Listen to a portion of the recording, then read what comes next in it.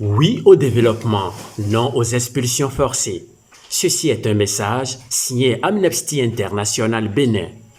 Est-il encore besoin de le rappeler? Toute personne, même la plus faible de la société, a bien droit à une sécurité et au respect de sa dignité.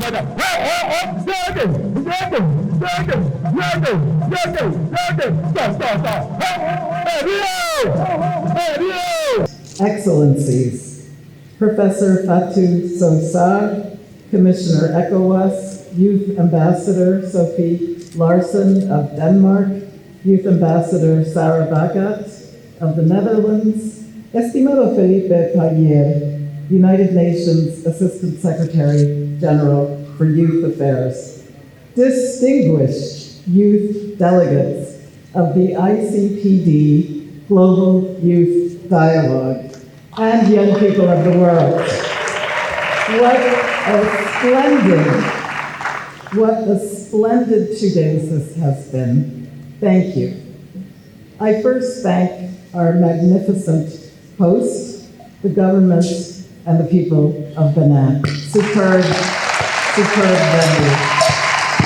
And I also offer our thanks to the Dialogue co-sponsors, the Kingdom of Denmark and the Kingdom of Netherlands. Thank you. May I salute you, the more than 500 young people from over 130 countries coming together in solidarity, hearts and minds connecting to chart the way forward. I also salute the tens of thousands of young people who are at home doing the work of youth leadership and youth empowerment right in their communities. D'être ici dans cette salle avec des jeunes pleins d'énergie. Et je voudrais remercier le FNIAC qui nous a donné l'opportunité, en tant que commissaire au développement humain de la CEDEAO, d'être ici. Et de remercier le gouvernement de la République du Bénin pour toutes les commodités mises à notre disposition. Et cette rencontre était importante pour nous, parce qu'à la CEDEAO, nous avons décidé cette année de tenir les assises de la jeunesse dans les 15 pays de la CEDEAO. Tout à l'heure, j'ai entendu une dire que vous êtes les architectes de votre destin. Vous êtes les architectes destin de notre continent. Parce que le futur, c'est vous qui allez le construire. C'est pour cette raison qu'à la CEDEAO, nous avons décidé d'instaurer ces dialogues au niveau des pays, mais sur 3 mois, pour permettre à la jeunesse, entre elles, en tenant compte des spécificités, des différences, de pouvoir dire leurs préoccupations, d'indiquer au gouvernement la voie à suivre. Mais pendant 3 mois, ils seront entre eux, ils parleront.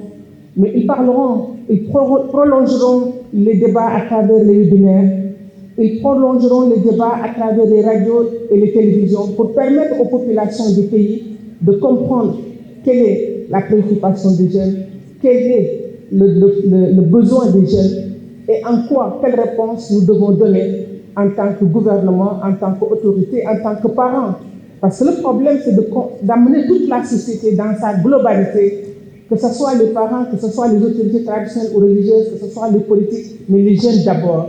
Donc ce formidable mouvement que nous enclenchons à partir du mois de mai dans les différents pays de la CEDEAO, c'est la raison pour laquelle notre présence ici est assez importante pour nous, parce que vous nous inspirez aussi. Au-delà des problématiques et des questions que nous avions soulevées, nous savons désormais, à travers vos groupes qui sont ici, les différents pays qui sont ici, nous avons entendu la diversité des espaces du monde, de l'Amérique latine, de l'Europe du Nord, du Centre, etc., et de l'Afrique. Et c'est pour dire qu'en tout cas, pour les jeunes béninois, sachez que nous allons revenir très bientôt vers vous. Pour les jeunes sénégalais, pour les jeunes des autres pays, je ne veux pas tous les citer et qui sont ici présents, soyez prêts à nous accueillir, à accueillir la CEDEAO dans cette formidable aventure que nous voulons faire avec nous pour qu'en 2050, nous puissions, l'année prochaine plutôt, ce sera les 50 ans de la CEDEAO, en 2025, nous puissions avoir une nouvelle offre pour la jeunesse, pour les politiques et pour le développement de nos États. En tout cas, merci beaucoup à vous et merci au FNIAC.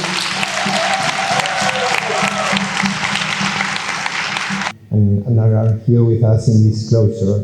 Thank you. Thank you for your message. Thank you for your recommendations. And thank you for your beautiful diversity. We should celebrate this diversity and we should push this diversity forward. These days in Benin are an incredible example of what happens when we create meaningful engagement processes in intergovernmental processes. And that's our most important and core mandate in the United Nations Youth Office. So count with our office to push on these recommendations. Count on our office to support UNFPA on its mandate. Count on our office to push for more spaces such as this in the intergovernmental processes. We count on you to push together. If we believe and we want a multilateral system that is responsive to the necessities this world is facing, we need trust in multilateral systems. And meaningful youth engagement is a clear way of building trust. Meaningful youth engagement is about a human right to participate, but it's also about being more effective to address youth issues. And it's also about being part of the decisions, and so being trust in the system. So count with our office. Thank you for these days. Congratulations for your battles, and let's keep pushing. Que vivan las juventudes. Thank you. Excellences, chers jeunes, Mesdames, Messieurs, je prends au pied levé le remplacement et la lourde responsabilité de porter la voix du ministre d'État retenu par une urgence de dernière minute, et je vais donc ouvrir grandement les guillemets et lire in extenso son propos. Madame la directrice exécutive du Fonds des Nations Unies pour la population, Monsieur le ministre de l'Information et de l'Éducation civique du Sierra Leone, Messieurs les représentants des co-chairs Pays-Bas et Danemark, Excellences, Mesdames et Messieurs les ambassadeurs et membres du corps diplomatique au Bénin, Mesdames et Messieurs les représentants du secteur privé, de la société civile, chers jeunes, distingués invités, Mesdames et Messieurs. Nous voici au terme des travaux du premier dialogue mondial des 30 ans de la mise en œuvre du programme d'action de la Conférence internationale sur la population et le développement, CIPD 30. Sous le thème « La vision de la nouvelle génération des jeunes sur la population et le développement ». Je veux renouveler à chacun de vous ma gratitude pour votre temps, votre engagement et votre implication durant ces 2 jours. Chers jeunes, pendant ces 2 jours, nous avons échangé autour de cette thématique d'importance en vue de faire émerger des idées qui concourent à l'édification d'une meilleure société. Une société prospère, inclusive, juste et équitable, où les femmes, les hommes et les personnes vulnérables, surtout ceux de la jeune génération, accèdent à un véritable mieux-être et jouissent pleinement de leurs droits. Les conclusions présentées rassurent de la qualité des échanges et illustrent aussi la passion et le grand intérêt que chacun de vous a manifesté autour des différents sujets. Je ne ferai pas un long discours. Je pourrais me contenter en guise de réponse à m'associer à ce que disait la directrice exécutive tout à l'heure et dire qu'on vous a entendu, qu'on vous a compris. Vos commentaires et recommandations seront relayés dans tous les dialogues et réunions ultérieures. Je serai moi-même, je rappelle que c'est le ministre d'État qui parle, je serai moi-même à la 57e commission de la population et du développement à New York, et je l'ai promis à la directrice exécutive, et je me ferai aussi le devoir d'être l'ambassadeur de votre débat.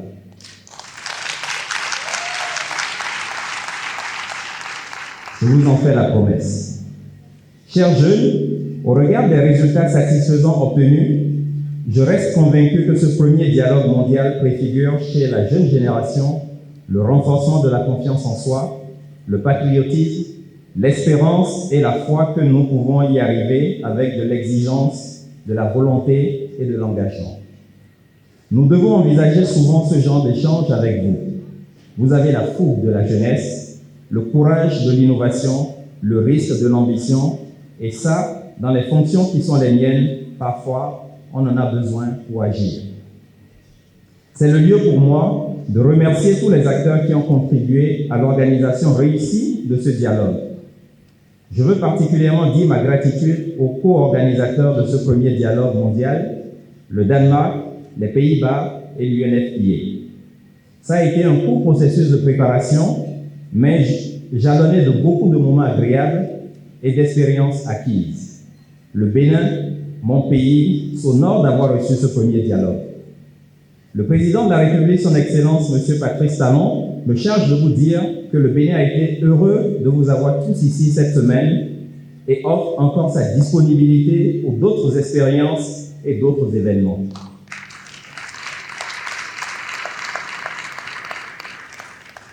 Avant de conclure mon propos, je veux vous inviter, pendant les heures qui nous séparent de votre départ, à trouver un moment pour visiter les attraits touristiques de ce beau pays. Hier, certains parmi vous ont pu apprécier la culture du Bénin à travers les danses de nos différentes régions.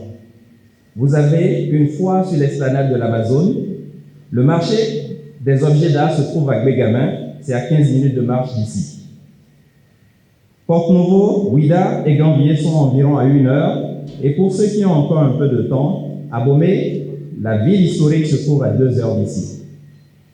Tout en nourrissant l'espoir que les prochains dialogues mondiaux connaîtront plus de succès, je déclare clos les travaux du premier dialogue mondial de la CIPD 30, ce jour 5 avril 2024.